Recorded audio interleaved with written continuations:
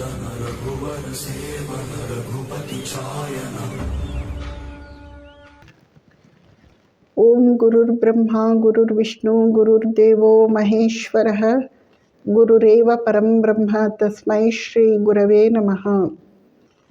ओम रामाय रामभद्राय रामचंद्राय वेधसे रघुनाथाय नाथाय सीतायाः पतये नमः।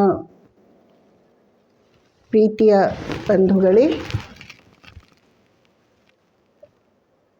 ಇಂದು ರಾಮನವಮಿ, ರಾಮ ಜನಿಸಿದ ದಿನ. ನಮ್ಮ ಭಾರತೀಯ ಸಂಸ್ಕೃತಿ ಪರಂಪರೆಯ ಮೇಲೆ ಗಾಢವಾದ ಪ್ರಭಾವವನ್ನು ಬೀರಿದಂತಹ ಒಂದು ಮಹಾನ್ ಗ್ರಂಥ ರಾಮಾಯಣ ಮತ್ತು ರಾಮನ ಚಾರಿತ್ರ್ಯ. ನಮ್ಮ ಸಂಸ್ಕೃತಿ ಪರಂಪರೆಯ ಮೇಲೆ, ಇತಿಹಾಸ ಪುರಾಣದ ಮೇಲೆ ಗಾಢವಾದ ಅಚ್ಚನ್ನು ಬೀರಿದಂತಹ ಒಂದು ಮಹಾಕಾವ್ಯ ರಾಮಾಯಣ. ರಾಮ ನಡೆದು ಬಂದ ದಾರಿ ರಾಮಾಯಣ. ಭಗವಂತ ಮೊದಲ ಬಾರಿಗೆ ಮನುಷ್ಯ ರೂಪ ತಾಳಿ ನಮ್ಮ ನಿಮ್ಮ ನಡುವೆ ಇದ್ದದ್ದು ರಾಮನಾಗಿ ಅದೆಷ್ಟು ಜನಪ್ರಿಯನಾದ, ಅದೆಷ್ಟು ನಮ್ಮಗಳ ಹೃದಯಗಳನ್ನು ಗೆದ್ದುಕೊಂಡ ಎಂಬುದನ್ನು ಕೇಳಲೇಬೇಡಿ. ಹಾಗೆ ನೋಡಿದರೆ ರಾಮಾಯಣ ಒಂದು ಸಾಮಾನ್ಯ ಲೌಕಿಕ ವಿಷಯವನ್ನು ಒಳಗೊಂಡಂತಹ ಕಾವ್ಯ.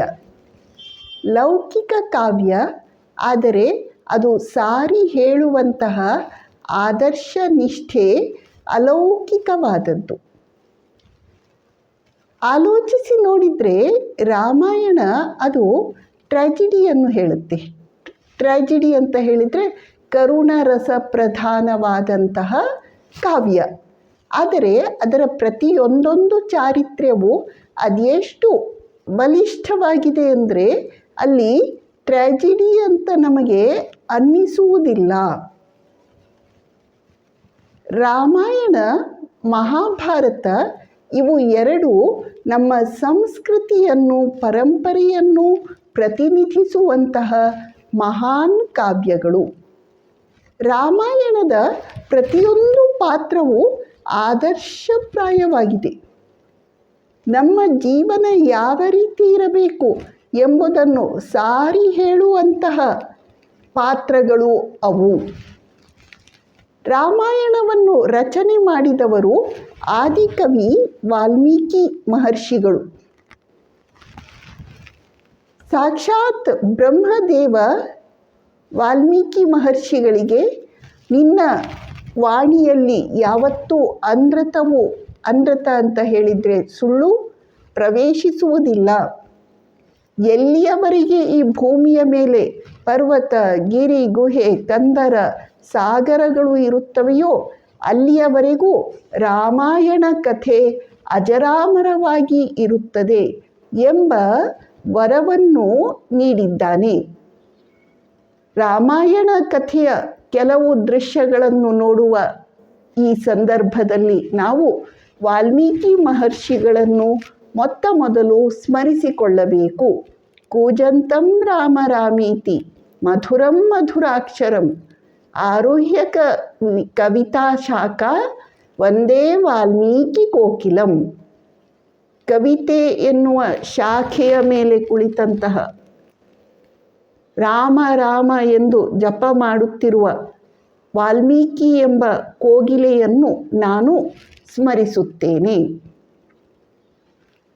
ರಾಮಾಯಣ ಅಂತ ಹೇಳಿದಾಗ ನಮ್ಮ ಮನಸ್ಸು ಉತ್ತರ ಕೋಸಲ ರಾಜ್ಯ ಅಥವಾ ಅಯೋಧ್ಯಾಪುರಿಯನ್ನು ನೆನಪಿಸಿಕೊಳ್ಳುತ್ತದೆ.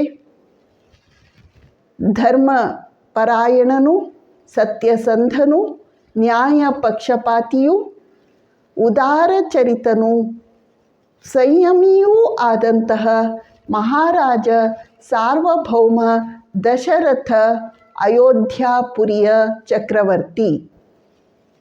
ಅವನಿಗೆ 8 ಜನ ಅಮಾತ್ಯರು ಇರ್ತಾರೆ, 8 ಜನ ಮಂತ್ರಿಗಳು ಇರುತ್ತಾರೆ. ಮಹಾರಾಜ ದಶರಥನಿಗೆ 3 ರಾಣಿಯರಿದ್ದರೂ ಅವನು ನಿಸ್ಸಂತಾನನಾಗಿದ್ದ. ಆದ್ದರಿಂದ ವಸಿಷ್ಠ ಮಹರ್ಷಿಗಳ ಆದೇಶದ ಮೇರೆಗೆ ಅವನು ಪುತ್ರಕಾಮೇಷ್ಟಿ ಎಂಬ ಒಂದು ಯಾಗವನ್ನು ಕೈಗೊಳ್ಳುತ್ತಾನೆ. ಆ ಯಾಗದಲ್ಲಿ ಅಗ್ನಿದೇವ ಪ್ರಕಟನಾಗ್ತಾನೆ. ಅವನು ದಿವ್ಯವಾದ ಪಾಯಸವನ್ನು ಕೊಡುತ್ತಾನೆ. ಆ ಪಾಯಸವನ್ನು ಸ್ವೀಕರಿಸಿ ಕೌಸಲ್ಯೆ, ಕೈಕೇಯಿ, ಸುಮಿತ್ರೆ ಇವರಿಗೆ ರಾಮ, ಲಕ್ಷ್ಮಣ, ಭರತ, ಶತ್ರುಘ್ನರು ಜನಿಸಿದರು. ಅಯೋಧ್ಯೆ ಎಲ್ಲಿ ಯುದ್ಧದ ಕ್ಲೇಶ ಇಲ್ಲವೋ ಅದೇ ಅಯೋಧ್ಯೆ. ಅಯೋಧ್ಯ ಯುದ್ಧದ ಕ್ಲೇಶ ಎಲ್ಲಿ ಇಲ್ಲವೋ ಅದು ಅಯೋಧ್ಯೆ. ಯುದ್ಧ ಇರುವ ಕಡೆ ರಾಮ ಹುಟ್ಟಿ ಬರುವುದಿಲ್ಲ. ರಾಮ ಶಾಂತಿ ಪ್ರಿಯ. ಅಯೋಧ್ಯೆ ಇರುವುದು ಸರಯೂ ನದಿಯ ದಂಡೆಯ ಮೇಲೆ. ಯಾವುದು ಸರಯೂ ನದಿ? ಭಕ್ತಿ. ನಮ್ಮ ಶರೀರ ಮನಸ್ಸಿನಲ್ಲಿ ಭಕ್ತಿ ಭಾವನೆ ಇದ್ದರೆ ಮಾತ್ರ ನಮ್ಮ ಶರೀರ ಮನಸ್ಸು ಅಯೋಧ್ಯೆ ಆಗುತ್ತದೆ. ನಮ್ಮ ಶರೀರವೇ ಅಯೋಧ್ಯೆ. ಭಕ್ತಿಯ ಆಶ್ರಯವೇ ಸರಯೂ ನದಿ. ಇನ್ನು ಈ ಶರೀರದ ಒಳಗಿರುವ ಜೀವಾತ್ಮನೇ ದಶರಥ. ದಶ ಎಂದು ಹೇಳಿದಾಗ 10, ರಥ ಅಂತ ಹೇಳಿದಾಗ ಶರೀರ. 10 ಇಂದ್ರಿಯಗಳು ದಶ. 10 ಇಂದ್ರಿಯಗಳಿಂದ ಕೂಡಿದ ಈ ಶರೀರವೆನ್ನುವ ರಥದ ಮೇಲೆ ಹತೋಟಿ ಇರುವವನು, ನಿಗ್ರಹ ಇರುವವನು, ಅವನು ದಶರಥ. ನಮ್ಮಲ್ಲಿ ಇಂದ್ರಿಯ ನಿಗ್ರಹ ಇರುವುದಾದಲ್ಲಿ ರಾಮ ನಮಗೆ ಪುತ್ರನಾಗಿ ಬರುತ್ತಾನೆ. ಇಲ್ಲದಿದ್ದರೆ ಇನ್ನೊಂದು ಚಾರಿತ್ರ್ಯ ಬರುತ್ತೆ, ದಶಾನನ. ದಶ 10, ಆನನ ಅಂದರೆ ಮುಖ ಅಂತ ಹೇಳಿದಾಗ ಇಲ್ಲಿ ಅಹಂಕಾರ. 10 ಮುಖಗಳಿಂದ ಕೂಡಿದವನು ಅಂತ ಹೇಳಿದಾಗ ಅತಿಯಾದ ದುರಹಂಕಾರಿ. ದಶಾನನನ ಪಾಲಿಗೆ ರಾಮ ಯಮನಾಗಿ ಬರುತ್ತಾನೆ. ರಾಮ, ಲಕ್ಷ್ಮಣ, ಭರತ, ಶತ್ರುಘ್ನ ಇವರು ಶ್ರೀಮನ್ನಾರಾಯಣನ ಚತುರ್ವ್ಯೂಹಗಳು ಅಂತ ಬರುತ್ತವೆ. ಆ ಚತುರ್ವ್ಯೂಹಗಳನ್ನು ಪ್ರತಿನಿಧಿಸುತ್ತಾರೆ. ನಾರಾಯಣನ ದಿವ್ಯವಾದ ತೇಜಸ್ಸು ತಾಯಿ ಕೌಸಲ್ಯೆಯ ಗರ್ಭವನ್ನು ಪ್ರವೇಶ ಮಾಡುತ್ತದೆ. ಕೌಸಲ್ಯೆ ಅಂತ ಹೇಳಿದಾಗ ಶುದ್ಧ ಬುದ್ಧಿ.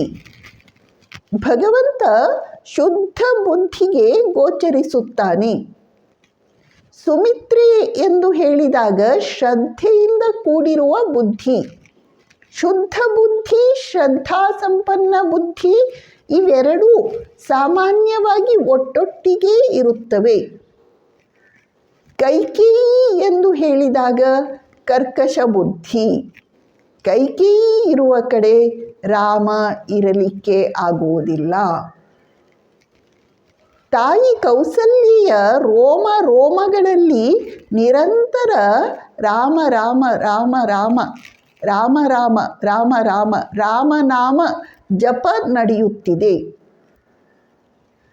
ಅವಳಲ್ಲಿ ಯಾವ ಆಸೆಗಳೂ ಇಲ್ಲ. ಯಾವಾಗ ಭಗವತ್ ವ್ಯಾಕುಲತೆ ಉದಯವಾಗುತ್ತದೆ ಅಲ್ಲ, ಭಗವಂತ ಆಗಮಿಸುತ್ತಾನಲ್ಲ, ಆಗ ಹೃದಯದಲ್ಲಿರುವ ಎಲ್ಲ ಆಸೆಗಳು ನಾಶವಾಗಿ ಹೋಗುತ್ತವೆ. ಯದಾ ಸರ್ವೇ ಪ್ರಮುಚ್ಯಂತೆ ಕಾಮಾಯೇಸ್ಯ ಹೃದಯ ಸ್ಥಿತ ಅಥ ಮರ್ತ್ಯೋ ಅಮೃತೋ ಭವತಿ ಅತ್ರ ಬ್ರಹ್ಮ ಸಮಶ್ನುತೆ. ಯಾವಾಗ ಹೃದಯದಲ್ಲಿ ನೆಲೆಸಿರುವ ಎಲ್ಲ ಕಾಮನೆಗಳು ನಾಶವಾಗುತ್ತವೆಯೋ ಆಗ ಮರ್ತ್ಯನು ಅಮೃತನಾಗುತ್ತಾನೆ, ಬ್ರಹ್ಮವೇ ಆಗುತ್ತಾನೆ.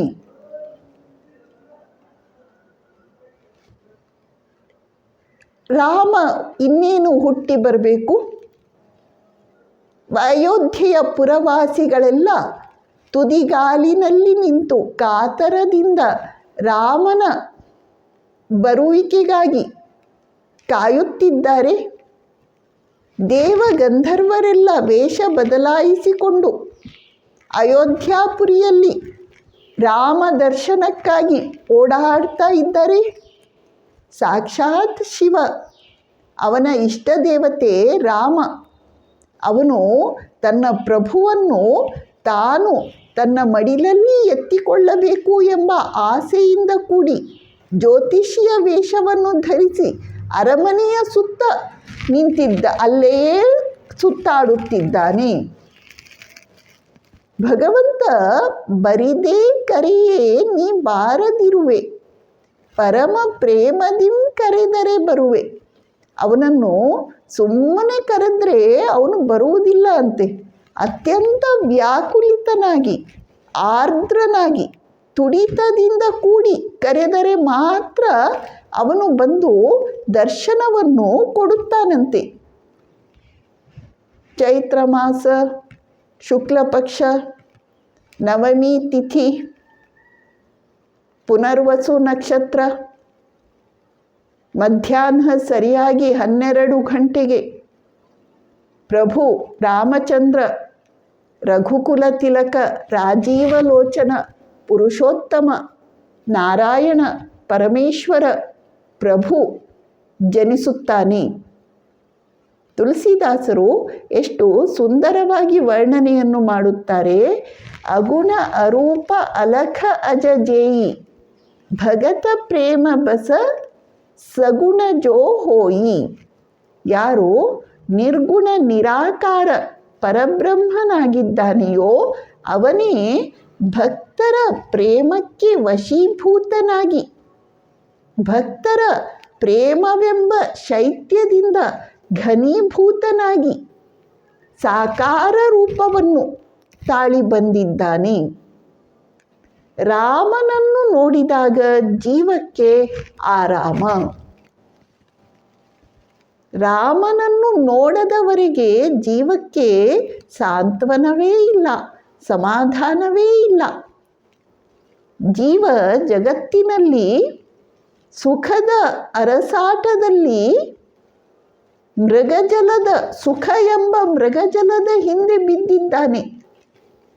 ಕೊನೆಗೂ ಅವನಿಗೆ ಸುಖ ರಾಮನಲ್ಲಿ ಮಾತ್ರ ಸಿಗುತ್ತದೆ. ಕೌಸಲ್ಯೆ ತನ್ನ ದಾಸಿಯರಿಗೆ ನವಲಖ ಹಾರವನ್ನು ಕೊಡಲಿಕ್ಕೆ ಹೋಗ್ತಾಳೆ. ದಾಸಿ ಹೇಳ್ತಾಳೆ, ನಾನು ರಾಮನನ್ನು ನೋಡಿ ಆಯಿತು, ಇನ್ನು ಏನೂ ನನಗೆ ಬೇಕಿಲ್ಲ. ರಾಮನನ್ನು ನೋಡಿದ ಮೇಲೆ ಜೀವಕ್ಕೆ ತೃಪ್ತಿ, ಸಮಾಧಾನ. ಆಗ ಏನೂ ಬೇಕು ಅಂತ ಅನ್ನಿಸುವುದಿಲ್ಲ.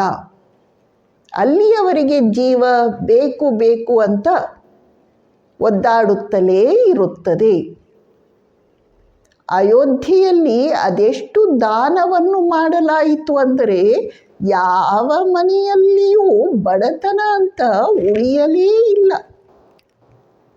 ರಾಜ ಅರಮನೆಯ ಖಜಾನೆಯ ಬಾಗಿಲನ್ನು ತೆರೆದು ಇಟ್ಟು ಬಿಟ್ಟ. ಬಾಲಕ ರಾಮ ನಕ್ಕರೆ ಅರಮನೆಯೆಲ್ಲ ಆನಂದದ ಸಂತೆಯಾಗುತ್ತಿತ್ತು. ವಶಿಷ್ಠ ಸುಮಂತರು ಮಂತ್ರಿಗಳು ಅವರು ಬಾಲಕನನ್ನು ನೋಡಿ, ಗುರುಗಳೇ ವೇದ ಮಂತ್ರಗಳನ್ನು ಪಠಿಸಿ ಎಂದು ಹೇಳಿದರೆ ವೇದ ಮಂತ್ರಗಳ ವಿಷಯವನ್ನು ಏನು ಕೇಳುತ್ತೀರಿ?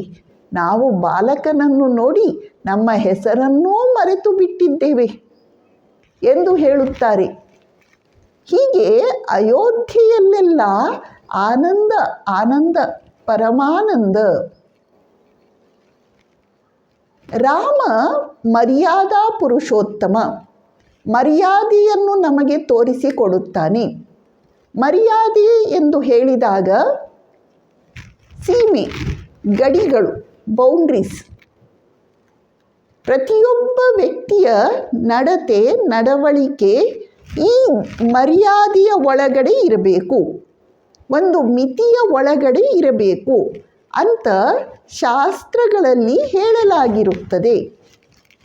ಆ ಮಿತಿಯನ್ನು ಅವನು ದಾಟಿದರೆ ಅವಮಾನಕ್ಕೆ ಒಳಗಾಗುತ್ತಾನೆ. ರಾಮ ನಮಗೆ ಆ ಮರ್ಯಾದೆಯ ಮಿತಿಗಳನ್ನು ತೋರಿಸಿಕೊಡುತ್ತಾನೆ. ಆದ್ದರಿಂದ ಅವನು ಮರ್ಯಾದಾ ಪುರುಷೋತ್ತಮ. ಮನುಷ್ಯ, ಸಾಮಾನ್ಯ ಮನುಷ್ಯ ಅಲ್ಪ ಸ್ವಲ್ಪ ಧನ, ಕನಕ, ಹೆಸರು, ಕೀರ್ತಿ, ಅಧಿಕಾರ, ಸ್ಥಾನಮಾನದ ಆಸೆಯಿಂದ ಕೂಡಿ ಮರ್ಯಾದೆಯ ಮಿತಿಗಳನ್ನು ದಾಟುತ್ತಾನೆ. ಆ ಅವಮಾನಕ್ಕೆ ಒಳಗಾಗುತ್ತಾನೆ. ರಾಮ ನಮಗೆ ಇದರ ವಿರುದ್ಧ ಇರುವ ದಾರಿಯನ್ನು ತೋರಿಸಿಕೊಡುತ್ತಾನೆ. ರಾಮ ಮರ್ಯಾದಾ ಪುರುಷೋತ್ತಮ. ಲಕ್ಷ್ಮಣ ಸ್ವಾಮಿ ಭಕ್ತಿಯ ಪ್ರತೀಕ. ರಾಮ ಎಲ್ಲಿ ಇರ್ತಾನೋ ಅಲ್ಲಿ ಲಕ್ಷ್ಮಣ ಇದ್ದೇ ಇರುತ್ತಾನೆ. ಭರತ ಅವನ ಹೆಸರೇ ಸೂಚಿಸುವಂತೆ ಭಕ್ತಿಯಿಂದ ತುಂಬಿದವನು. ಭರತನ ಅಂಗ ಪ್ರತ್ಯಂಗಗಳಲ್ಲಿ ಭಕ್ತಿ ತುಂಬಿ ತುಳುಕುತ್ತಿದೆ. ಮುಂದೆ ರಾಮ 14 ವರ್ಷ ವನವಾಸವನ್ನು ಮುಗಿಸಿ ಮರಳಿ ಬಂದಾಗ ಭರತ ಆ 14 ವರ್ಷಗಳ ಕಾಲವು ಅಯೋಧ್ಯೆಯ ಹೊರವಲಯದಲ್ಲಿ ನಂದಿಗ್ರಾಮದಲ್ಲಿ ಇದ್ದು ಪರಮ ತಪಸ್ಸನ್ನು ಆಚರಿಸಿರುತ್ತಾನೆ. ಇಬ್ಬರದು ತಾಪಸ ವೇಷ, ಇಬ್ಬರದು ಜಟೆಗಟ್ಟಿದ ಕೂದಲು, ಇಬ್ಬರು ತಪಸ್ಸಿನಿಂದ ಕ್ಷೀಣಕಾಯರಾಗಿದ್ದಾರೆ. ಆದರೆ ಪರಮ ತೇಜಸ್ವಿಗಳಾಗಿದ್ದಾರೆ. ರಾಮ ಭರತ ಇಬ್ಬರು ಪರಸ್ಪರ ಅಪ್ಪಿಕೊಂಡರೆ ಅಲ್ಲಿ ರಾಮ ಯಾರು ಭರತ ಯಾರು ಎಂದು ಗುರುತಿಸಲಿಕ್ಕೆ ಆಗುವುದಿಲ್ಲ. ಭರತ ಭಕ್ತಿಭರಿತ. ಇಡೀ ಜಗತ್ತು ಯಾರನ್ನು ಜಪಿಸುತ್ತಿದೆಯೋ ಅಂತಹ ರಾಮ ಭರತ ಭರತ ಭರತ ಎಂದು ಜಪಿಸುತ್ತಿದ್ದಾನೆ. ಜಗಜಪು ರಾಮ, ರಾಮ ಜಪು ಜೇಹಿ, ತುಳಸಿದಾಸರು ಹೇಳ್ತಾರೆ. ಹೀಗೆ ಭರತ ನಮಗೆ ಭಕ್ತಿಯ ಆದರ್ಶವನ್ನು ತೋರಿಸಿಕೊಡುತ್ತಾನೆ. ರಾಮ, ಲಕ್ಷ್ಮಣ, ಭರತ, ಶತ್ರುಘ್ನ. ಶತ್ರುಗಳಿಗೆ ವಿಘ್ನ ಸ್ವರೂಪನಾದವನು. ನಮ್ಮ ಶತ್ರುಗಳು ಯಾರು? ಅಕ್ಕಪಕ್ಕದ ಮನೆಯವರು ನಮ್ಮ ಶತ್ರುಗಳಲ್ಲ. ನಮ್ಮೊಳಗಿರುವ ಕಾಮ ಕ್ರೋಧಾದಿಗಳೇ, ಅಹಂಕಾರ ಮಮಕಾರಗಳೇ ನಮ್ಮ ಶತ್ರುಗಳು. ಈ ಶತ್ರುಗಳಿಗೆ ವಿಘ್ನ ಸ್ವರೂಪನಾದವನು ಶತ್ರುಘ್ನ. ರಾಮ, ಲಕ್ಷ್ಮಣ, ಭರತ, ಶತ್ರುಘ್ನ ಇವರು ನಾಲ್ವರು ತಾಯಿ ಕೌಸಲ್ಯೆಯ ಮಡಿಲಲ್ಲಿ ಬೆಳೆಯುತ್ತಿದ್ದಾರೆ. ರಾಮನ ಬಾಲ್ಯ ಲೀಲೆಗಳ ಕುರಿತು ಹೆಚ್ಚು ವಿವರಣೆ ವಾಲ್ಮೀಕಿ ರಾಮಾಯಣದಲ್ಲಿ ಸಿಗುವುದಿಲ್ಲ. ಆದರೆ ತುಳಸಿ ರಾಮಾಯಣದಲ್ಲಿ ಕೆಲವು ಭಕ್ತಿ ಪ್ರಧಾನವಾದಂತಹ ಭಾವ ಸ್ಪರ್ಶಿಯಾದಂತಹ ಘಟನೆಗಳನ್ನು ನಾವು ನೋಡುತ್ತೇವೆ. ರಾಮ ಆಟದಲ್ಲಿ ಕೂಡ ಮರ್ಯಾದೆಯನ್ನು ದಾಟುತ್ತಿರಲಿಲ್ಲ. ರಾಮ ಆಟದಲ್ಲಿ ಯಾವಾಗಲೂ ತಾನು ಸೋಲಲಿಕ್ಕೆ ಇಷ್ಟಪಡ್ತಾ ಇದ್ದ. ಯಾಕಂದರೆ ತಾನು ಗೆದ್ದರೆ ಎದುರು ಪಕ್ಷದ ಭರತ ಶತ್ರುಘ್ನರು ಸೋತ ಹಾಗೆ ಆಗುತ್ತೆ. ಅವರು ಸೋತರೆ ಅವರ ಮುಖ ಸಣ್ಣಗಾಗುತ್ತೆ. ಅದನ್ನು ನೋಡಲಿಕ್ಕೆ ರಾಮನಿಗೆ ಸಾಧ್ಯ ಇರಲಿಲ್ಲ. ತಾನು ಸೋತು ಇತರರಿಗೆ ಜಯವನ್ನು ಕೊಡುತ್ತಿದ್ದ ರಾಮ. ರಾಮ ಯಾವತ್ತೂ ತನ್ನ ತಾಯಿಗೆ ತೊಂದರೆ ಕೊಟ್ಟವನೇ ಅಲ್ಲ. ಕೃಷ್ಣನನ್ನು ತೆಗೆದುಕೊಳ್ತೀರಾ? ಅವನು ಒಂದು ದಿನವೂ ತನ್ನ ತಾಯಿಗೆ ತೊಂದರೆ ಕೊಡದೆ ಬಿಟ್ಟವನಲ್ಲ. ಆದರೆ ರಾಮ ಅತ್ಯಂತ ಶಾಂತ ಸಮಾಧಾನದ ವ್ಯಕ್ತಿ. ಕೃಷ್ಣ ಯಾವಾಗಲೂ ತುಂಟತನ, ಯಾವಾಗಲೂ ಗಲಾಟೆ. ರಾಮ ಆದರ್ಶ ಮಾನವನಾಗಿ ಬದುಕಿ ತೋರಿಸಿದ್ದಾನೆ. ಕೃಷ್ಣ ಜಗದ್ಗುರುವಾಗಿ ವಿಭೂತಿ ಪುರುಷನಾಗಿ ಬದುಕಿ ತೋರಿಸಿದ್ದಾನೆ. ಹೀಗೆ ರಾಮ, ಲಕ್ಷ್ಮಣ, ಭರತ, ಶತ್ರುಘ್ನ ಇವರು ತುಳಸಿದಾಸರು ವರ್ಣನೆ ಮಾಡ್ತಾರೆ, ಚೆಂಡಾಟವನ್ನು ಆಡ್ತಾ ಇದ್ರಂತೆ. ಚೆಂಡು ಇಲ್ಲಿ ಜೀವಾತ್ಮನ ಪ್ರತೀಕ. ಆಟದಲ್ಲಿ ಯಾವಾಗಲೂ ರಾಮ ಲಕ್ಷ್ಮಣ ಒಂದು ಪಕ್ಷ. ಲಕ್ಷ್ಮಣನನ್ನು ರಾಮನಿಂದ ಬೇರ್ಪಡಿಸಲಿಕ್ಕೆ ಸಾಧ್ಯವೇ ಇಲ್ಲ. ಆಟ ಎಂದು ಹೇಳಿದಾಗ ಎರಡು ಪಕ್ಷ ಬೇಕೇ ಬೇಕಲ್ಲ. ಅದಕ್ಕಾಗಿ ಭರತ ಶತ್ರುಘ್ನರು ಇನ್ನೊಂದು ಪಕ್ಷವನ್ನು ವಹಿಸಿದರು. ಚೆಂಡು ಆಟ ಆಡ್ತಾ ಇದ್ದಾರೆ. ಚೆಂಡು ರಾಮನ ಪಾದದ ಹತ್ತಿರ ಬಂತು. ರಾಮ ಅತ್ಯಂತ ಕೋಮಲವಾಗಿ ಒಂದು ಸ್ಪರ್ಶವನ್ನು ಆ ಚೆಂಡಿಗೆ ಕೊಡ್ತಾನೆ.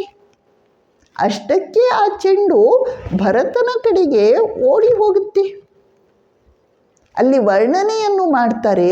ಚೆಂಡು ಅಂತ ಹೇಳಿದಾಗ ಜೀವಾತ್ಮ ಪರಮಾತ್ಮನ ಹತ್ತಿರ ಹೋದಾಗ ಪರಮಾತ್ಮ ಅವನಿಗೆ ಒಂದು ಯತ್ಕಿಂಚಿತ್ ಅಲ್ಪ ಪ್ರಲೋಭನೆಯನ್ನು ತೋರಿಸಿಬಿಡ್ತಾನೆ. ಅಷ್ಟಕ್ಕೆ ಜೀವಿ ಪರಮಾತ್ಮನಿಂದ ವಿಮುಖನಾಗಿ ಜಗತ್ತಿನ ಕಡೆಗೆ ಹೋಗಿಬಿಡ್ತಾನೆ. ಜೀವ ಅಷ್ಟು ದುರ್ಬಲ. ಭರತ ಇದನ್ನು ನೋಡಿದ. ಭರತ ಈ ಚೆಂಡು ರಾಮನ ಪಾದಗಳಲ್ಲಿ ಬಿದ್ದು ಸಂತೋಷವಾಗಿರುವುದನ್ನು ಬಿಟ್ಟು ಜಗತ್ತಿನ ಕಡೆಗೆ ಬರ್ತಾ ಇದೆಯಲ್ಲ, ಇದು ಸರಿಯಲ್ಲ ಎಂದು ವ್ಯಥೆಪಟ್ಟು ಭರತ ಆ ಚೆಂಡಿಗೆ ಜೋರಾಗಿ ಏಟ್ಕೊಡ್ತಾನಂತೆ. ಆಗ ಚೆಂಡು ಮತ್ತೆ ಭಗವಂತನ ಕಡೆ, ರಾಮನ ಕಡೆಗೆ ಹೋಗುತ್ತೆ ಅಂತೆ. ಇಲ್ಲಿ ಭರತ ಜಗತ್ತನ್ನು ಪ್ರತಿನಿಧಿಸ್ತಾನೆ. ಜಗತ್ತಿನಲ್ಲಿ ಮನುಷ್ಯ ಒಂದಾದ ಮೇಲೊಂದರಂತೆ ಏಟುಗಳನ್ನು ತಿಂದು ಕೊನೆಗೂ ವೈರಾಗ್ಯ ತಾಳಿ ಭಗವಂತನ ಕಡೆಗೆ ಹೆಜ್ಜೆ ಹಾಕ್ತಾನೆ. ಶ್ರೀರಾಮಕೃಷ್ಣರು ವರ್ಣನೆ ಮಾಡ್ತಾರೆ, ಒಂಟೆ ಮರುಭೂಮಿಯಲ್ಲಿ ಅಲೆಯುತ್ತಿರುತ್ತದೆ. ಅದರ ಬಾಯಿಂದ ರಕ್ತ ಸೋರುತ್ತಿದ್ದರೂ ಕೂಡ ಅದು ಹೋಗಿ ಮತ್ತೆ ಮುಳ್ಳುಗಿಡಕ್ಕೆ ಬಾಯಿ ಹಾಕುತ್ತೆ.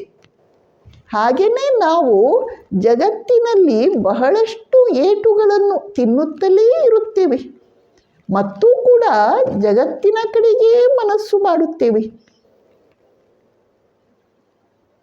ಇಲ್ಲಿ ಚೆಂಡಾಟದ ಮೂಲಕ ತುಳಸಿದಾಸರು ನಮಗೆ ಚೆಂಡು ಆದ ನಾವು ಅಂದರೆ ಜೀವಾತ್ಮರಾದ ನಾವು ಭಗವಂತನ ಪಾದಗಳಲ್ಲಿ ಯಾವಾಗಲೂ ಬಿದ್ದಿರಬೇಕು ಎಂಬ ಸೂಚನೆಯನ್ನು ಕೊಡುತ್ತಾರೆ. ರಾಮ, ಲಕ್ಷ್ಮಣ, ಭರತ, ಶತ್ರುಘ್ನರನ್ನು ಗುರುಕುಲಕ್ಕೆ ಕಳುಹಿಸಲಾಗುತ್ತದೆ. ಗುರುಕುಲದ ವಿದ್ಯಾಭ್ಯಾಸ ಮುಗಿಸಿ 4 ಬಾಲಕರು ಅರಮನೆಗೆ ಮರಳಿದ್ದಾರೆ. ಮರಳಿ ಇನ್ನೂ ಹೆಚ್ಚು ಕಾಲ ಆಗಲಿಲ್ಲ. ಆಗ ವಿಶ್ವಾಮಿತ್ರ ಮಹರ್ಷಿಗಳು ಅಯೋಧ್ಯ ನಗರಿಗೆ ಆಗಮಿಸುತ್ತಾರೆ. ಮಹರ್ಷಿ ವಿಶ್ವಾಮಿತ್ರರು ಅಯೋಧ್ಯೆಗೆ ಆಗಮಿಸಿ ಸರಯೂ ನದಿಯಲ್ಲಿ ಮಿಂದು ದಶರಥನ ಅರಮನೆಯೊಳಗೆ ಪ್ರವೇಶ ಮಾಡ್ತಾರೆ. ದಶರಥ ತಕ್ಷಣ ತನ್ನ ಎತ್ತರದ ಸಿಂಹಾಸನದಿಂದ ಇಳಿದು ಬಂದು ಗುರುಗಳಿಗೆ ನಮಸ್ಕರಿಸಿ ಗುರುಗಳ ಪಾದ ಪೂಜೆಯನ್ನು ಮಾಡಿ ಅವರನ್ನು ಒಂದು ಆಸನದ ಮೇಲೆ ಕುಳ್ಳಿರಿಸಿ ತಾನು ಕೆಳಗೆ ಕುಳಿತುಕೊಳ್ತಾನೆ. ಸ್ವಾಮಿನ್, ತಾವು ಆಗಮಿಸಿದ್ದು ನಮ್ಮ ಪಾಲಿಗೆ ಆಶೀರ್ವಾದ. ಮಹಾತ್ಮರ ಸಾಧು ಸಂತರ ಆಗಮನ ನಮ್ಮ ಪಾಲಿಗೆ ಯಾವಾಗಲೂ ಆಶೀರ್ವಾದ. ಅದು ನಮಗೆ ಯಾವಾಗಲೂ ಶ್ರೇಯಸ್ಸನ್ನು ಉಂಟು ಮಾಡುತ್ತದೆ. ಸ್ವಾಮಿನ್, ನಮ್ಮಿಂದ ಏನು ಸೇವೆ ಆಗಬೇಕಾಗಿದೆ? ದಯವಿಟ್ಟು ತಾವು ಆದೇಶ ಮಾಡಿ. ತಾವು ಏನನ್ನು ಹೇಳುತ್ತೀರೋ ಅದನ್ನು ನಾನು ಪ್ರಾಣ ಹೋದರೂ ತೊಂದರೆಯಿಲ್ಲ, ಈಡೇರಿಸಿಕೊಡುತ್ತೇನೆ. ದಶರಥ ಮಾತು ಕೊಟ್ಟ. ವಿಶ್ವಾಮಿತ್ರ ಮಹರ್ಷಿಗಳು ಹೇಳುತ್ತಾರೆ, ನಾನು ಒಂದು ಯಜ್ಞವನ್ನು ಕೈಗೊಳ್ಳಬೇಕೆಂದಿದ್ದೇನೆ. ಆ ಯಜ್ಞ ದೀಕ್ಷಿತನಾಗಿ ಯಜ್ಞವನ್ನು ಮಾಡಲಿಕ್ಕೆ ಕಾಮರೂಪರಾದ ಭಯಂಕರ ರಾಕ್ಷಸರು ಅಡ್ಡಿಯಾಗಿದ್ದಾರೆ. ನಾನು ಬೇಕೆಂದರೆ ಶಾಪ ಕೊಟ್ಟು ಅವರನ್ನು ಸಂಹರಿಸಬಹುದು. ಆದರೆ ಯಜ್ಞ ದೀಕ್ಷಿತನಾಗಿರುವಾಗ ಕೋಪಿಸಿಕೊಳ್ಳುವುದು ಸೂಕ್ತವಲ್ಲ, ಶಾಪ ಕೊಡುವುದು ಸೂಕ್ತವಲ್ಲ. ಆದ್ದರಿಂದ ನನ್ನ ಯಜ್ಞ ಸಂರಕ್ಷಣೆಗೆ ನೀನು ರಾಮನನ್ನು ಕಳುಹಿಸಿಕೊಡು. ದಶರಥ ತಾವು ಏನು ಹೇಳುತ್ತೀರೋ ಅದನ್ನು ಈಡೇರಿಸಿಕೊಡುತ್ತೇನೆ, ಪ್ರಾಣ ಹೋದರೂ ತೊಂದರೆ ಇಲ್ಲ ಎಂಬ ಮಾತನ್ನು ಕೊಟ್ಟು ಆಗಿದೆ. ಈಗ ವಿಶ್ವಾಮಿತ್ರ ಮಹರ್ಷಿಗಳು ಯಜ್ಞ ರಕ್ಷಣೆಗೆ ರಾಮನನ್ನು ನನ್ನ ಜೊತೆಯಲ್ಲಿ ಕಳುಹಿಸಿಕೊಡು ಎಂದು ಕೇಳಿದಾಗ ಮಾತ್ರ ದಶರಥನಿಗೆ ಇನ್ನಿಲ್ಲದ ವೇದನೆಯಾಗುತ್ತೆ. ಸಾಮಾನ್ಯವಾಗಿ ವೃದ್ಧಾಪ್ಯದಲ್ಲಿ ಹುಟ್ಟಿದ ಮಕ್ಕಳ ಕುರಿತು ಬಹಳ ಪ್ರೇಮ ಇರುತ್ತೆ. ಅದರಲ್ಲಿನೂ ರಾಮನಂತಹ ಪುತ್ರ ಹಿಂದೆ ಇಲ್ಲ, ಮುಂದೆ ಬರುವುದಿಲ್ಲ ಎಂದು ಇರುವಾಗ ರಾಮನನ್ನು ಬಿಟ್ಟು ಕಣ್ಣಿಗೆ ಕಾಣದ ಘೋರ ವನ್ಯಮೃಗಗಳಿರುವ ರಾಕ್ಷಸರು ಇರುವ ಅರಣ್ಯಕ್ಕೆ ಮಗನನ್ನು ಕಳುಹಿಸಿ ದಶರಥನಿಗೆ ಇರಲಿಕ್ಕೆ ಹೇಗೆ ತಾನೇ ಸಾಧ್ಯ ಇದೆ? ದಶರಥ ಹೇಳ್ತಾನೆ, ರಾಮ ದೇತ ನಹಿ ಬನೈ ಗುಸಾಯಿ, ಜೀವನ ಮೋರ ರಾಮ ಬಿನು ನಾಹಿ. ತುಳಸಿದಾಸರು. ರಾಮ ಇಲ್ಲದಿದ್ದರೆ ನನ್ನ ಜೀವನವೇ ಸಾಧ್ಯ ಇಲ್ಲ, ರಾಮನನ್ನು ಕೊಡಲಿಕ್ಕೆ ಆಗುವುದಿಲ್ಲ. ವಿಶ್ವಾಮಿತ್ರರಿಗೆ ಕೋಪ ಬಂದು ಶಾಪ ಕೊಡಲಿಕ್ಕೆ ಎಷ್ಟು ಹೊತ್ತು ಬೇಕು? ಇನ್ನೇನು ವಿಶ್ವಾಮಿತ್ರರು ಶಾಪ ಕೊಡಬೇಕಿತ್ತು. ಅಷ್ಟರಲ್ಲಿ ವಸಿಷ್ಠ ಮಹರ್ಷಿಗಳು ಮಧ್ಯಪ್ರವೇಶಿಸಿ ದಶರಥನಿಗೆ ಸಮಾಧಾನವನ್ನು ಮಾಡುತ್ತಾರೆ. ಅವರು ದಶರಥನ ಮನವನ್ನು ಒಲಿಸುತ್ತಾರೆ. ರಾಮ ನೀನು ಅಂದುಕೊಂಡ ಹಾಗೆ ಸಾಮಾನ್ಯ ಬಾಲಕ ಅಲ್ಲ, ಅವನು ಮಹಾನ್ ಪರಾಕ್ರಮಿ. ಅವನಿಗೆ ರಾಕ್ಷಸರಿಂದ ಯಾವ ಅಪಾಯದ ಸಂಭವವೂ ಇಲ್ಲ. ಅಲ್ಲದೆ ಮಹರ್ಷಿಗಳಂತಹವರು, ವಿಶ್ವಾಮಿತ್ರರಂಥವರು ಜೊತೆಯಲ್ಲಿ ಇರುವಾಗ ರಾಮನಿಗೆ ಅದರಿಂದ ಶ್ರೇಯಸ್ಸೇ ಕಾದಿದೆ. ಆದ್ದರಿಂದ ನೀನು ರಾಮನನ್ನು ನಿಶ್ಚಿಂತನಾಗಿ ವಿಶ್ವಾಮಿತ್ರರ ಜೊತೆಯಲ್ಲಿ ಕಳುಹಿಸಿಕೊಡು ಎಂದು ವಸಿಷ್ಠ ಮಹರ್ಷಿಗಳು ದಶರಥನನ್ನು ಒಪ್ಪಿಸುತ್ತಾರೆ. ದಶರಥನಿಗೆ ಗುರುವಾಕ್ಯ ಎಂದು ಹೇಳಿದರೆ ವೇದವಾಕ್ಯ. ಅವನು ತನಗೆ ಎಷ್ಟೇ ಕಷ್ಟ ಆದರೂ ಅದಕ್ಕೆ ಒಪ್ಪಿಕೊಳ್ಳುತ್ತಾನೆ. ರಾಮನನ್ನು ಕರೆಯಿಸಲಾಯಿತು. ರಾಮ, ವಿಶ್ವಾಮಿತ್ರರ ಯಜ್ಞ ಸಂರಕ್ಷಣೆಗೆ ನೀನು ಹೋಗಬೇಕಾಗಿದೆ. ರಾಮ ತಕ್ಷಣ ಒಪ್ಪಿಕೊಂಡ. ವಿಧೇಯತೆ ಅಂದರೆ ರಾಮನದು. ಅವನು ಯಾವ ಮಾತನ್ನೂ ಆಡಲಿಕ್ಕೆ ಹೋಗಲಿಲ್ಲ. ವಿಧೇಯತೆಯಲ್ಲಿ ಅನೇಕ ಲಾಭಗಳಿವೆ. ನಾವು ಬರ್ತಾ ಬರ್ತಾ ವಿಧೇಯತೆಯನ್ನು ಮರೆತು ಬಿಡುತ್ತಿದ್ದೇವೆ. ಸ್ವಾತಂತ್ರ್ಯದ ಹೆಸರಲ್ಲಿ ವಿಧೇಯತೆಗೆ ದೂರವಾಗ್ತಾ ಇದ್ದೇವೆ. ವಿಧೇಯತೆ ಅನ್ನುವುದು ಒಂದು ವಿಶೇಷವಾದ ಸದ್ಗುಣ. ವಿಧೇಯತೆಯ ಮೂಲಕ ನಾವು ಬಹಳ ಲಾಭ ಪಡೆದುಕೊಳ್ತೇವೆ, ನಿಸ್ವಾರ್ಥರಾಗ್ತೇವೆ. ಇಲ್ಲಿ ಉದ್ದಕ್ಕೂ ವಿಶ್ವಾಮಿತ್ರರು ರಾಮನನ್ನು ಕಳುಹಿಸಿಕೊಡು ಎಂದು ಹೇಳಿದ್ದೇ ಹೊರತು ಅವರು ರಾಮ ಲಕ್ಷ್ಮಣರನ್ನು ಕಳುಹಿಸಿಕೊಡು ಎಂದು ಹೇಳಲೇ ಇಲ್ಲ. ಅಲ್ಲದೆ ಮುಂದೆ ಕೂಡ ವಿಶ್ವಾಮಿತ್ರರು ರಾಮನನ್ನು ಕರೆದುಕೊಂಡು ತಮ್ಮ ಸಿದ್ಧಾಶ್ರಮದವರೆಗೆ ಹೋಗುವಾಗ ಉದ್ದಕ್ಕೂ ಇತಿಹಾಸ ಪುರಾಣದ ಅನೇಕ ಕಥೆಗಳನ್ನು ಹೇಳುತ್ತಾ ಹೋಗುತ್ತಾರೆ. ಆ ಎಲ್ಲ ಸಂದರ್ಭಗಳಲ್ಲಿ ವಿಶ್ವಾಮಿತ್ರರು ರಾಮ ರಾಮ ಎಂದು ಹೇಳಿದ್ದೇ ಹೊರತು ಲಕ್ಷ್ಮಣ ಎಂಬ ಸಂಬೋಧನೆಯನ್ನು ಮಾಡುವುದಿಲ್ಲ. ನಾವಾದರೆ ನಮ್ಮ ಹೆಸರನ್ನು ಹೇಳುವುದೇ ಇಲ್ಲ ನೋಡು ಎಂದು ಕೋಪಿಸಿಕೊಳ್ಳುತ್ತಿದ್ದೆವು. ಆದರೆ ರಾಮ ಎಂದು ಹೇಳಿದಾಗ ಅದರಲ್ಲಿ ಲಕ್ಷ್ಮಣ ಎಂಬ ಶಬ್ದವೂ ಸೇರಿಕೊಂಡಿದೆ ಎಂದು ಲಕ್ಷ್ಮಣ ಚೆನ್ನಾಗಿ ಅರ್ಥ ಮಾಡಿಕೊಂಡಿದ್ದ. ಅಷ್ಟರ ಮಟ್ಟಿಗೆ ಅವನು ಸ್ವಾಮಿಯಲ್ಲಿ ತನ್ನನ್ನು ತಾನು ಕರಗಿಸಿಕೊಂಡಿದ್ದ.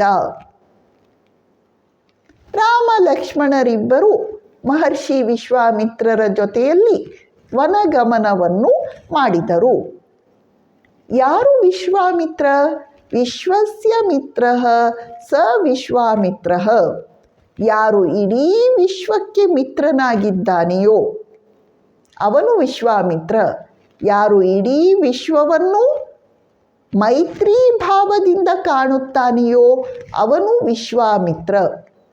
ಅಂತಹ ವ್ಯಕ್ತಿಯ ಹಿಂದೆ ರಾಮನೇ ಬರುತ್ತಾನೆ. ರಾಮ ವಿಶ್ವಾಮಿತ್ರರ ಹಿಂದೆ ಹಿಂದೆ ಹೋದದ್ದು. ಸಾಧು ಸಂಘದಿಂದ ವ್ಯಕ್ತಿಗೆ ಅಪಾರ ಲಾಭ ಆಗುತ್ತೆ. ವಿಶ್ವಾಮಿತ್ರರ ಜೊತೆಯಲ್ಲಿ ಹೋಗಿದ್ದರಿಂದ ರಾಮ ಲಕ್ಷ್ಮಣರಿಬ್ಬರೂ ಬಲ ಅತಿಬಲ ಎಂಬ ವಿದ್ಯೆಯನ್ನು ಕಲಿತರು, ಅಸ್ತ್ರವಿದ್ಯೆ. ಉದ್ದಕ್ಕೂ ವಿಶ್ವಾಮಿತ್ರರು ಅವರೀರ್ವರಿಗೆ ಇತಿಹಾಸ ಪುರಾಣಗಳ ಅನೇಕ ಆಖ್ಯಾನಗಳನ್ನೆಲ್ಲ ವಿವರಿಸಿ ಹೇಳಿ ರಾಷ್ಟ್ರಪ್ರಜ್ಞೆಯನ್ನು ಜಾಗೃತಗೊಳಿಸಿದರು. ಹೀಗೆ ಸಂಚಾರ ಮಾಡಿ ದಾರಿಯಲ್ಲಿ ತಾಟಕ ಸಂಹಾರ ಆಗುತ್ತೆ. ಅಲ್ಲಿಂದ ಮುಂದೆ ಅವರು ಸಿದ್ಧಾಶ್ರಮವನ್ನು ತಲುಪುತ್ತಾರೆ. ಸಿದ್ಧಾಶ್ರಮದಲ್ಲಿ ವಿಶಾಲವಾದ ಯಜ್ಞ ವೇದಿಕೆ ಸಿದ್ಧವಾಗುತ್ತೆ. ಮಹರ್ಷಿ ವಿಶ್ವಾಮಿತ್ರರು ಹಾಗೂ ಇತರ ಮಹರ್ಷಿಗಳು ಯಜ್ಞ ದೀಕ್ಷಿತರಾಗಿ ಕುಳಿತುಕೊಳ್ಳುತ್ತಾರೆ. ಈ ಕಡೆ ರಾಮ ಲಕ್ಷ್ಮಣರಿಬ್ಬರು ದ್ವಾರದಲ್ಲಿ ಕಾವಲಿಗೆ ನಿಲ್ಲುತ್ತಾರೆ. ಬಿಲ್ಲು ಬಾಣ ಸಹಿತರಾಗಿ ಅವರು ಯಜ್ಞ ದ್ವಾರದಲ್ಲಿ ಕಾವಲು ನಿಲ್ಲುತ್ತಾರೆ.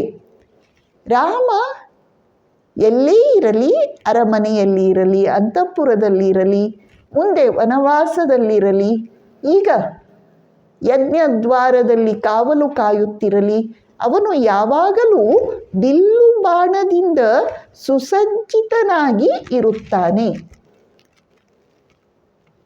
ಯಾವುದು ಬಿಲ್ಲು ಬಾಣ?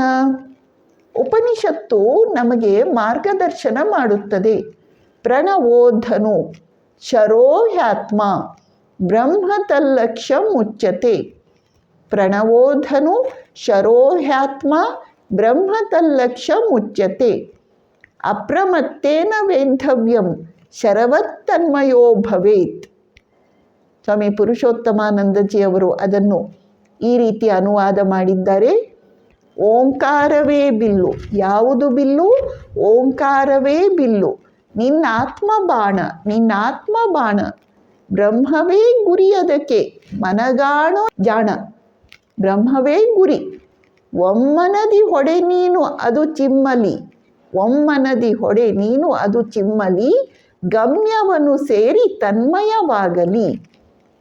ಆದ್ದರಿಂದ ನಾವು ನಮ್ಮ ಜೀವನ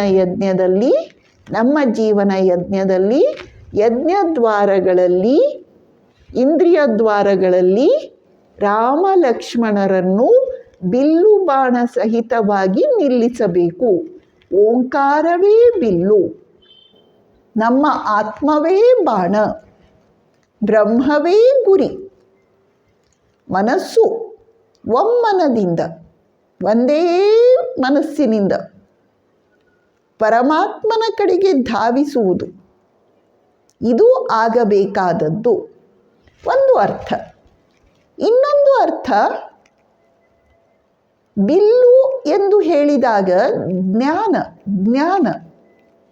ಬಾಣ ಎಂದು ಹೇಳಿದಾಗ ವಿವೇಕ ಪ್ರಜ್ಞೆ, ನಾಲೆಡ್ಜ್ದು, ಜ್ಞಾನದು ಅಪ್ಲಿಕೇಶನ್ ಫಾರ್ಮ್, ಪ್ರಾಕ್ಟಿಕಲ್ ಫಾರ್ಮ್, ವಿವೇಕ ಪ್ರಜ್ಞೆ. ನಾವು ಜೀವನದಲ್ಲಿ ಎಷ್ಟೋ ಬಾರಿ ಕಷ್ಟಪಡಲಿಕ್ಕೆ ಕಾರಣ ವಿವೇಕ ಪ್ರಜ್ಞೆಯ ಅಭಾವ. ಯಾವ ಜ್ಯೋತಿಷ್ಯನೂ ಅಲ್ಲ, ಯಾವ ಗ್ರಹಗತಿನೂ ಅಲ್ಲ, ಯಾವ ವಾಸ್ತುನೂ ಅಲ್ಲ, ಯಾವ ನಕ್ಷತ್ರನೂ ಅಲ್ಲ. ನಮ್ಮ ವಿವೇಕ ಪ್ರಜ್ಞೆಯ ಅಭಾವದಿಂದ ನಾವು ಕಷ್ಟಪಡುವಂತೆ ಆಗತ್ತೆ. ಆದ್ದರಿಂದ ನಾವು ಯಾವಾಗಲೂ ಜ್ಞಾನ ಮತ್ತು ವಿವೇಕ ಪ್ರಜ್ಞೆಯಿಂದ ಕೂಡಿರಬೇಕು. ಇದನ್ನು ರಾಮ ಲಕ್ಷ್ಮಣರು ನಮಗೆ ಸೂಚಿಸುತ್ತಾರೆ. ನಮ್ಮ ಜೀವನದಲ್ಲಿ ನಾವು ಏನೇನು ಮಾಡುತ್ತೇವೆಯೋ ಅದೆಲ್ಲವೂ ಯಜ್ಞ. ಅದರಲ್ಲಿ ಒಂದು ಯಜ್ಞವನ್ನು ಶ್ರೀಕೃಷ್ಣ ಭಗವದ್ಗೀತೆಯಲ್ಲಿ ಹೇಳುತ್ತಾನೆ, ಯಜ್ಞಾನಾಂ ಜಪಯಜ್ಞೋಸ್ಮಿ, ಯಜ್ಞಾನಾಂ ಜಪಯಜ್ಞೋಸ್ಮಿ. ಎಲ್ಲ ಯಜ್ಞಗಳಲ್ಲಿ ಜಪಯಜ್ಞ ನಾನು. ಜಪಯಜ್ಞವನ್ನು ಮಾಡಲಿಕ್ಕೆ ಯಾವುದೇ ದೇಶ ಕಾಲ ನಿಯಮಗಳನ್ನು ಅನುಸರಿಸಬೇಕಾಗಿಲ್ಲ. ಜಪಯಜ್ಞವನ್ನು ಮಾಡಲಿಕ್ಕೆ ಬಾಹ್ಯ ಪರಿಕರ, ದ್ರವ್ಯ, ಹಣ ಇವುಗಳ ಅವಶ್ಯಕತೆ ಇಲ್ಲ. ಜಪಯಜ್ಞವನ್ನು ನಾವು ಎಲ್ಲಿ ಬೇಕಿದ್ರೂ ಅಲ್ಲಿ ಕುಳಿತು ಮನಸ್ಸಿನಲ್ಲಿ ಮಾಡಿದರಾಯಿತು. ಜಪಯಜ್ಞವನ್ನು ಮಾಡುವಾಗ ಕಾಮರೂಪದ ರಾಕ್ಷಸರು ಬಂದು ನಮ್ಮ ಮನಸ್ಸನ್ನು ವಿಚ್ಛಿನ್ನಗೊಳಿಸದಿರುವಂತೆ ಇಂದ್ರಿಯ ದ್ವಾರಗಳಲ್ಲಿ ನಾವು ರಾಮ ಲಕ್ಷ್ಮಣರನ್ನು ಬಿಲ್ಲು ಬಾಣ ಸುಸಜ್ಜಿತರನ್ನಾಗಿ ನಿಲ್ಲಿಸಬೇಕು. ಆಗ ಅಪ್ರಮತ್ತೇನ ವೇದ್ಧವ್ಯಂ ಶರವತ್ತನ್ಮಯೋ ಭವೇತ್, ಸಾಧ್ಯವಾಗುತ್ತದೆ. ಯಜ್ಞದ 10ನೆಯ ದಿನ ಮಾರೀಚ, ಸುಬಾಹು ಎಂಬ ಇಬ್ಬರು ಘೋರ ರಾಕ್ಷಸರು ರಕ್ತದ ಮಳೆಯನ್ನು ಸುರಿಸುತ್ತಾ ಯಜ್ಞ ವೇದಿಕೆಯ ಕಡೆಗೆ ಧಾವಿಸಿ ಬರ್ತಾರೆ. ಆಕಾಶ ಮಾರ್ಗದಿಂದ ಬರುತ್ತಾರೆ. ಅದನ್ನು ನೋಡಿ ರಾಮ ದೂರದಿಂದಲೇ ಬಾಣವನ್ನು ಬಿಟ್ಟು ಸುಬಾಹುವನ್ನು ಕೊಂದು ಹಾಕುತ್ತಾನೆ. ಮಾರೀಚನನ್ನು 100 ಯೋಜನ ದೂರ ಹೋಗಿ ಬೀಳುವಂತೆ ಮಾಡ್ತಾನೆ. ರಾಮ ಬಾಣದ ರುಚಿಯನ್ನು ಕಂಡ ಮಾರೀಚನ ಬುದ್ಧಿ ಪರಿವರ್ತನೆಯಾಗತ್ತೆ. ಅವನು ಮುಂದೆ ಸಾತ್ವಿಕ ಜೀವನ ನಡೆಸಲಿಕ್ಕೆ ಪ್ರಯತ್ನವನ್ನು ಮಾಡ್ತಾನೆ. ಈ ರೀತಿ ಯಜ್ಞ ನಿರ್ವಿಘ್ನವಾಗಿ, ನಿಷ್ಕಂಟಕವಾಗಿ ಸಂಪನ್ನವಾಗುತ್ತದೆ. ಹೀಗೆ ರಾಮ ಲಕ್ಷ್ಮಣರ ಹೇಗೆ ಯಜ್ಞ ರಕ್ಷಣೆಯನ್ನು ಮಾಡಿದ್ರೋ ಹಾಗೆ ಅವರು ನಮ್ಮ ಜೀವನದಲ್ಲಿ, ನಮ್ಮ ಜೀವನ ಯಜ್ಞದ ರಕ್ಷಣೆಯನ್ನು ಮಾಡುತ್ತಾರೆ. ಯಾವಾಗ ನಾವು ಅವರನ್ನು ನಮ್ಮ ಇಂದ್ರಿಯ ದ್ವಾರಗಳಲ್ಲಿ ಕೂಡಿಸಿಕೊಳ್ಳುತ್ತೇವೆಯೋ ಆವಾಗ ನಾವು ಕಣ್ತುಂಬ ರಾಮನನ್ನು ತುಂಬಿಸಿಕೊಳ್ಬೇಕು, ಹೃದಯದ ತುಂಬ ರಾಮನನ್ನು ತುಂಬಿಸಿಕೊಳ್ಬೇಕು, ಮನಸ್ಸಿನ ತುಂಬ ರಾಮನನ್ನು ತುಂಬಿಸಿಕೊಳ್ಬೇಕು. ಹೃದಯದಲ್ಲಿ, ಬುದ್ಧಿಯಲ್ಲಿ, ಚಿತ್ತವೃತ್ತಿಗಳಲ್ಲಿ ಎಲ್ಲ ಕಡೆ ರಾಮ ರಾಮ ರಾಮ, ರಾಮ ಚಿಂತನೆ, ರಾಮ ಸ್ಮರಣೆ, ರಾಮ ಭಾವದಲ್ಲಿ ತಲ್ಲೀನರಾದಾಗ ಜೀವನ ಆನಂದದ ಸಂತೆಯಾಗತ್ತೆ. ಭಕ್ತನ ಪಾಲಿಗೆ ಜೀವನದಲ್ಲಿ ನಿತ್ಯೋತ್ಸವ, ಪ್ರತಿದಿನ ಹಬ್ಬ, ಪ್ರತಿದಿನ ಉತ್ಸವ. ಯಾಕೆ? ಏಕೆಂದರೆ ಅವನು ರಾಮನನ್ನು ತನ್ನ ಹೃದಯ ಮನಸ್ಸು ಪ್ರಾಣಗಳಲ್ಲಿ ಧರಿಸಿಕೊಂಡಿದ್ದಾನೆ. ಆದ್ದರಿಂದ ಅವನ ಜೀವನ ನಿತ್ಯೋತ್ಸವವಾಗುತ್ತದೆ. ಶ್ರೀರಾಮ ರಾಮ ರಾಮೇತಿ ರಮೇ ರಾಮೇ ಮನೋರಮೆ ಸಹಸ್ರನಾಮ ತತ್ತುಲ್ಯಂ ರಾಮನಾಮ ವರಾನನೆ. ಸಹಸ್ರನಾಮವನ್ನು ಹೇಳುವುದರ ಫಲ ರಾಮ ರಾಮ ರಾಮ ರಾಮ ರಾಮ ರಾಮ ಎಂದು ಪಠಿಸುವ ಮಾತ್ರದಿಂದಲೇ ಲಭಿಸುತ್ತದೆ. ಆದ್ದರಿಂದ ರಾಮನವಮಿಯ ಈ ಪವಿತ್ರ ಪುಣ್ಯ ಪರ್ವದಂದು ಶ್ರೀರಾಮನನ್ನು ನಾವು ಹೃದಯ ಮನ ಬುದ್ಧಿಗಳಲ್ಲಿ ನಿರಂತರವಾಗಿ ಧರಿಸಿಕೊಳ್ಳುವ ಪ್ರಯತ್ನವನ್ನು ಮಾಡೋಣ. ರಾಮನ ಕೃಪೆ ನಿಮ್ಮೆಲ್ಲರನ್ನೂ ರಕ್ಷಿಸಲಿ, ಕಾಪಾಡಲಿ, ಪೋಷಿಸಲಿ, ಮುನ್ನಡೆಸಲಿ. ಓಂ ಶಾಂತಿ ಶಾಂತಿ ಶಾಂತಿ. ಹರಿ ಓಂ ತತ್ಸತ್. ಶ್ರೀರಾಮಕೃಷ್ಣಾರ್ಪಣಮಸ್ತು.